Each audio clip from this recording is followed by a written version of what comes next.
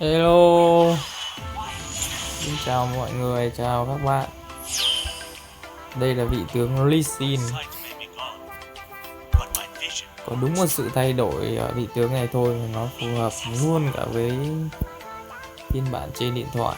Đó chính là hộ thể và không cần mục tiêu, rất là dễ dàng.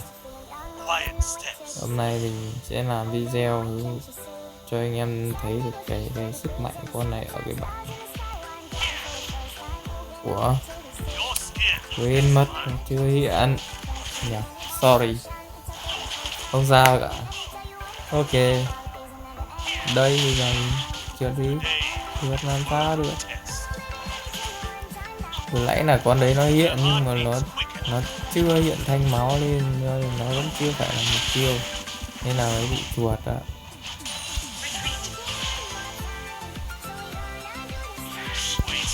Không sao hết mà. Con đi thì đi ganh xuống thôi. Nếu các bạn tự thấy chẳng khác gì là DC luôn.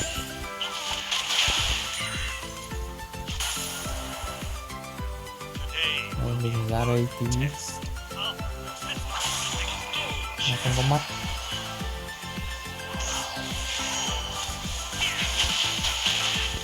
Hút. Ê, mình không mắc cái hộ thể thôi, trời ơi. Ok, sorry. Xin lỗi lần hai. Từ bây giờ trở đi không lỗi nữa. Hứa luôn. Trời ơi.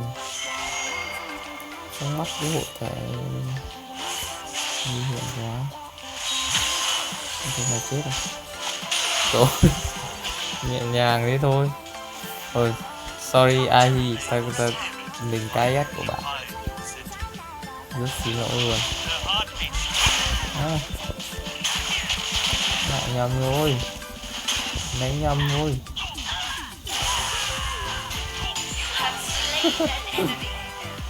Ôi.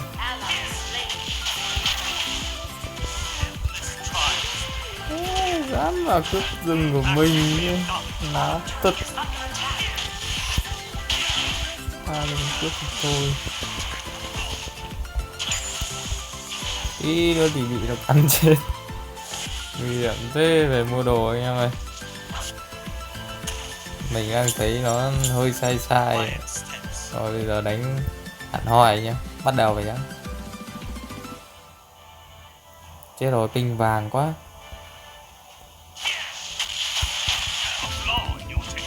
Ping vàng quá nhỉ. Chết. Nhanh này. Đây. Đang để mua.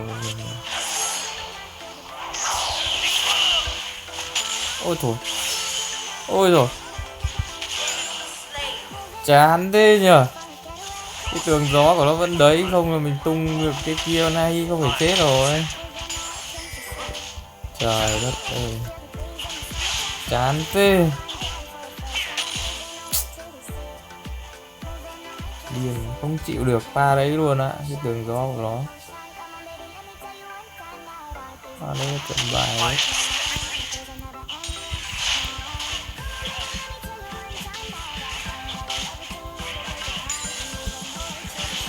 Sorry Ami 2 lần. Đây lần này cắm các bạn cái mắt đấy các bạn an toàn nhá. Ok chưa? Quá ok luôn.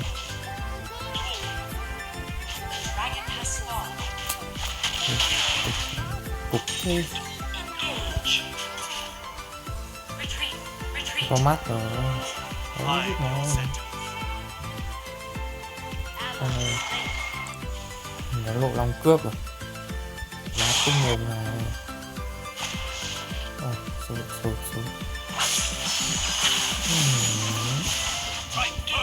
Đây. Chạy tốc biến. Rồi, tha cho nó đi.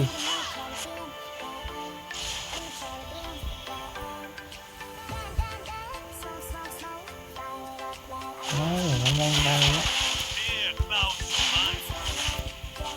với cả nó chặn cái tường gió ra đấy mình cũng không dám tung sóng âm ngay nên là bị chặn tường gió phải chặn đó. Đây bây giờ mình ít máu á,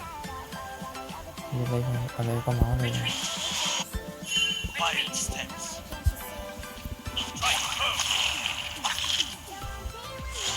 Ở đây rồi, có anh này.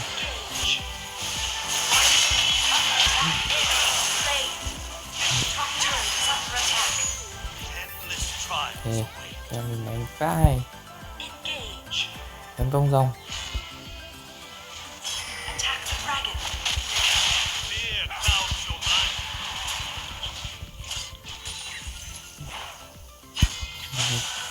Ở đây đây.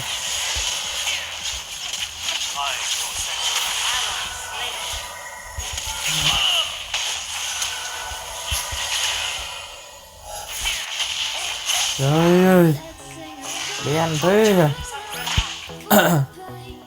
Đã được nó ra rồi mà sao bọn ngoài không ăn được rồi. Trời ơi, cái gì nói luôn.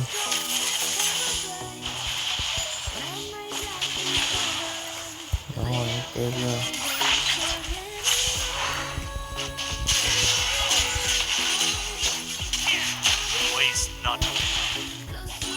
Không phải mua đồ thôi. Đây nó còn tí máu kìa. Upload đi đại bằng tiễn đâu. Dài. Cái cũng là ổn đấy chứ anh em. Ăn được 3 mạng rồi.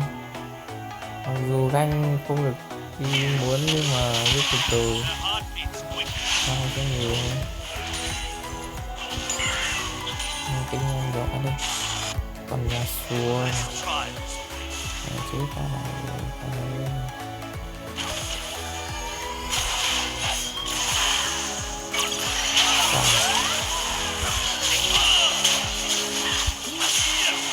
vàng ơi.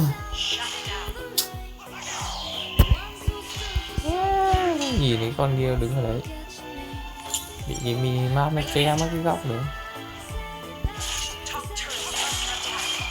Quá buồn.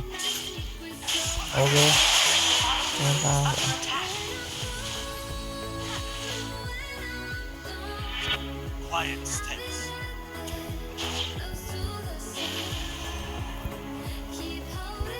rất tầm mundo à, nên đây họ làm một tí thôi.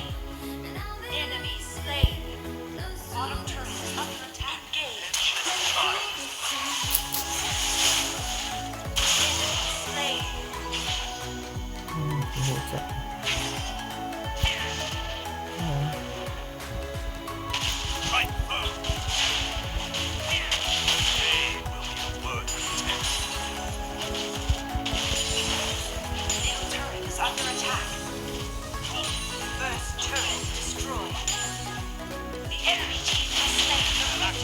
nó ăn rồi.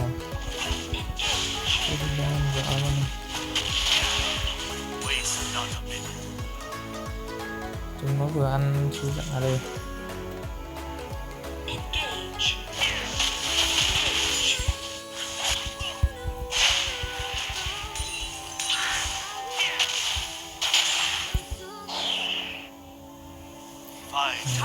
Chúng đồng rồi.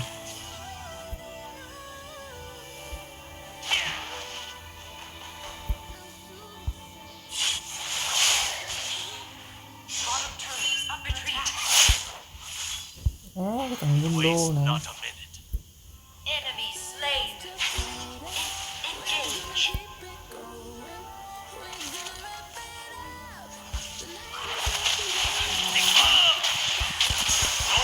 Tôi chưa. Ôi không được mạng. Bát ok đấy còn gì nữa hả các bạn.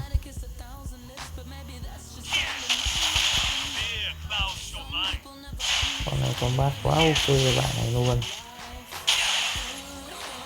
Hơn gì nói. Thôi bạn nó thế thôi. Cũng không có combo để mà vào đâu. Kéo này. Đi giật.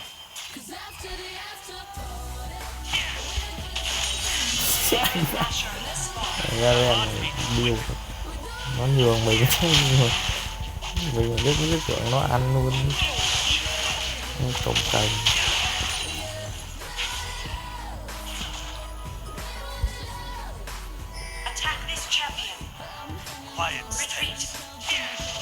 Rồi. Dụ cho nó nhảy cái gì chuyển của nó.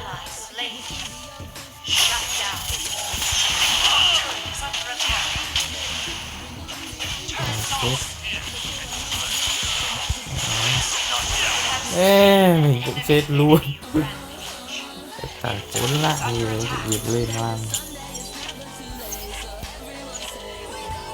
Combo đẹp thế gì hả các bạn? Nó đỉnh luôn đấy.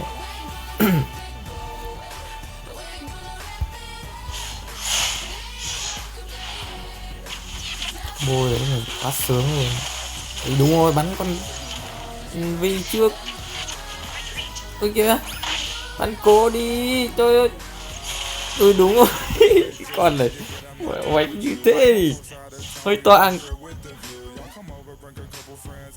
Còn như đánh thế hơi toang rồi. Nào. Con của ấy.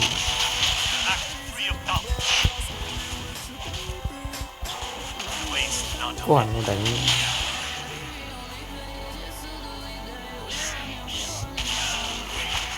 Nó trần trừ quá, đầy máu mà sợ vì con Blitz nó có đam đâu. Từng ra xuống. Ý xét nó ra. Ê, thì...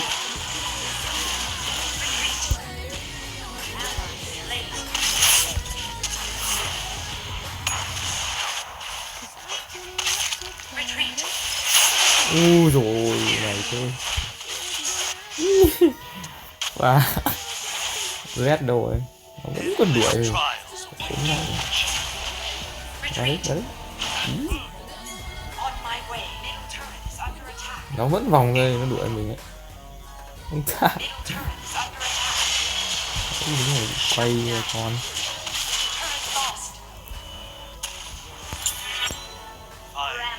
Chết chưa, chết chưa. Ê, mình có Nahi cũng chết. Tôi toang rồi.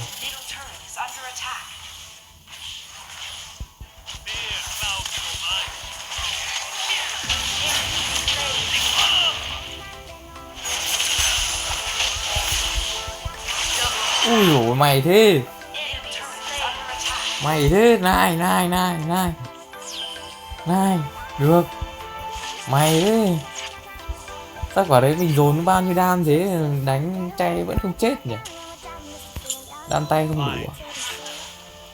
Mày thế. Còn đấy là ok chứ. Quá đẹp luôn đó các bạn ơi. Ở Inset đúng kiểu PC luôn. Tôi ta chủ rồi.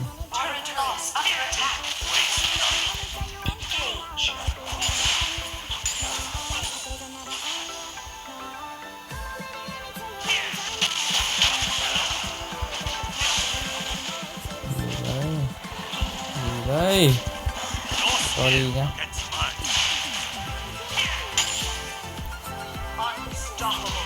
Ôi á. Ôi là cô.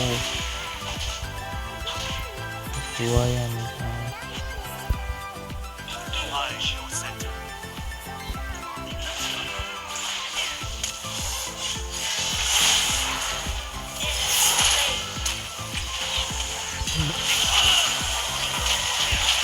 Ui dồi đẹp thế mà không gì.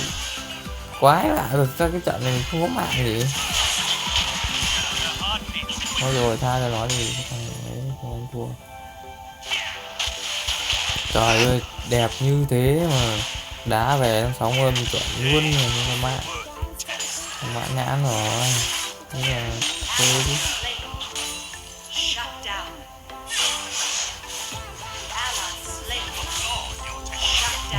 Phá trụ.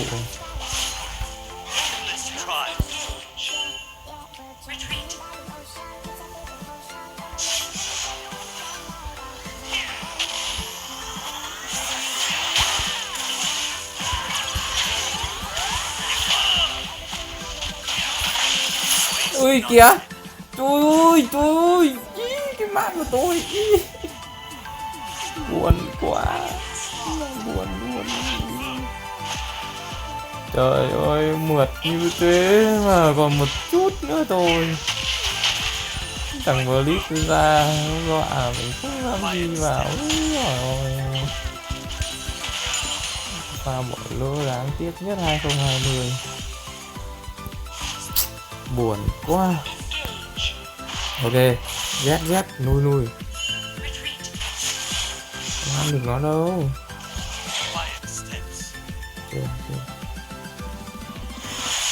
Mình không có máu. Đây không có máu. Trời ơi sao mình không có mạng vậy. Trời ơi buồn quá. Phải ngay như thế mà không có mạng thì mà ăn gì. Quá buồn.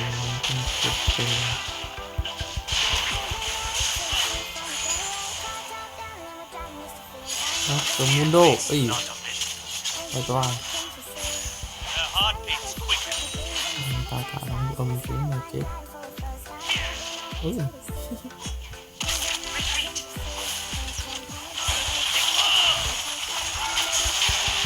Ý dồi ôi, combo mượt mà chưa bạn này. Quá gì. Nuôi.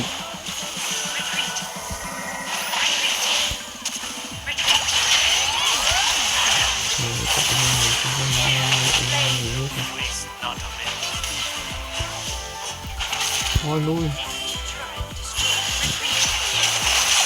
Không còn đồ chơi. Đây rồi.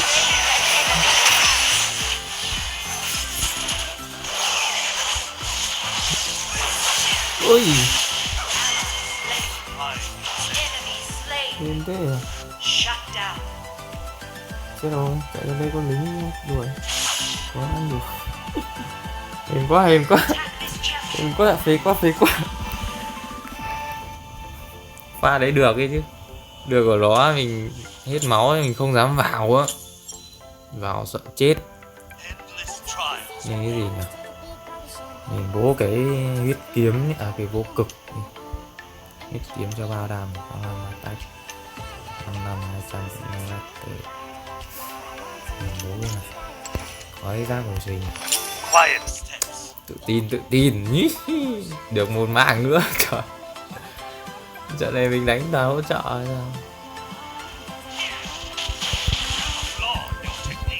Đánh đâu đến nỗi nào.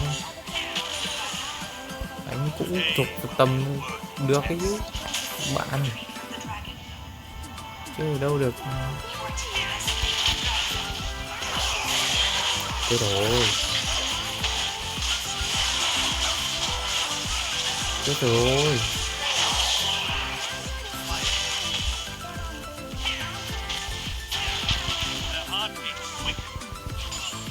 Này thế còn ra.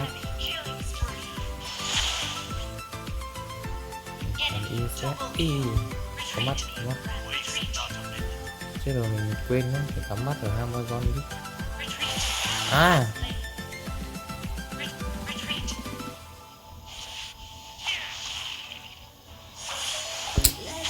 Cái này đông quá.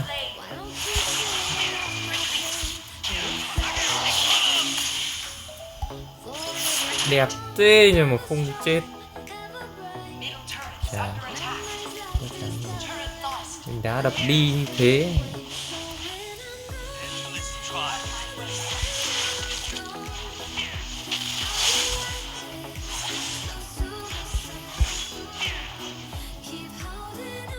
Mình đã đập phát 3 thằng. Nhưng mà tem mình tan hết rồi. Quả đó tàn rồi. Xem ở Amazon. Wow, quá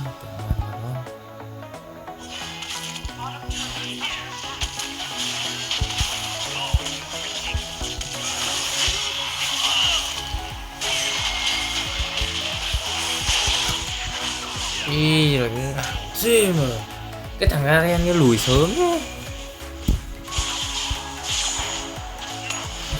Ở lại cùng mình quả đấy là bot chết thành ra rồi, nó thua rồi. Ôi lui có cung kìa, thì toàn rồi dừng nó rớt ra này, toàn thế nhở, càng thế nhở. Z Z toàn sớm, Z không bắt được lại ai, bắt AD Z Q AD.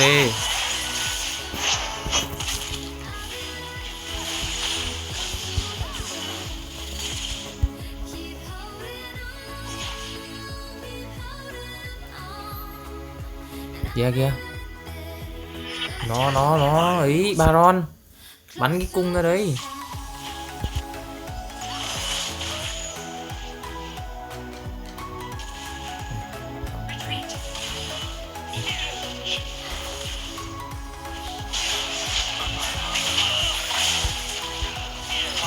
Rồi nhá, toàn đều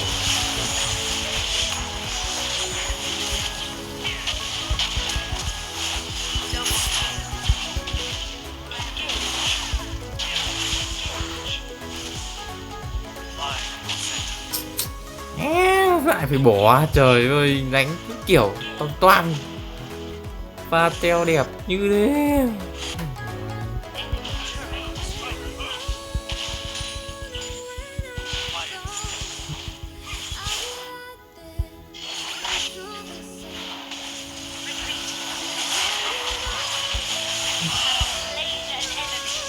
Ok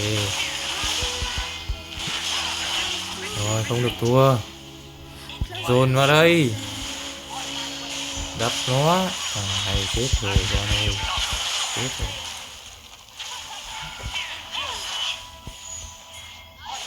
Có lính rồi.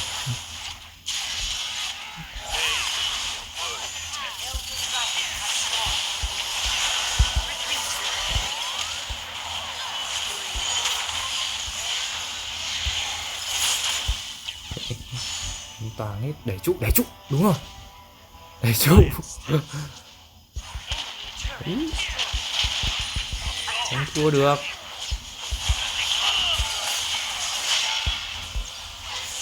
Easy easy, vẫn chết nhỉ. Ôi, đúng rồi, đẩy được 3 cánh rồi. Ui trời, xong rồi, game mình kết thúc rồi. Căng chưa anh em, ok chưa? Ok anh em cho mình một đăng ký kênh nha. Thank you, thank you. Múa mượt như thế chẳng có nhẽ lại thua.